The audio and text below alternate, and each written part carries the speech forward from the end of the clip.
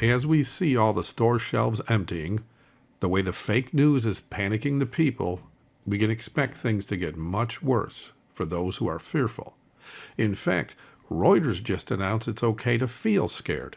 But every Christian needs to realize that no, it's not okay to feel scared.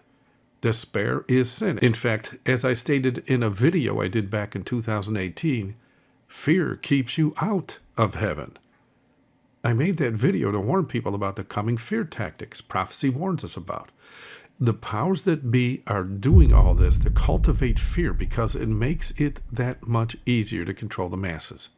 For example, moving one man away from his opinion or even his Christian morals can be very difficult for the powers that be, but if you put that man in a crowd filled with fearful people, well, he's going to follow the herd. And for those refusing to follow the herd, they are right now talking about forced compliance against anyone refusing to follow the rules. And so, if you want to know the real reason they want people to be scared, please check out my March 16th, 2020 blog entry for more info on martial law, forced compliance, one world government, the Pope's new laws that make him even more powerful, why natural disasters are increasing, and how each and every person on earth is still being offered a free gift from heaven that will grant them so much courage in all this that they will have perfect peace without any fear whatsoever when it gets much worse in the coming days.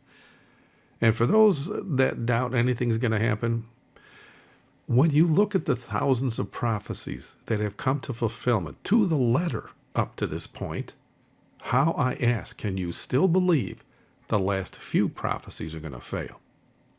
Thank you for watching. God bless.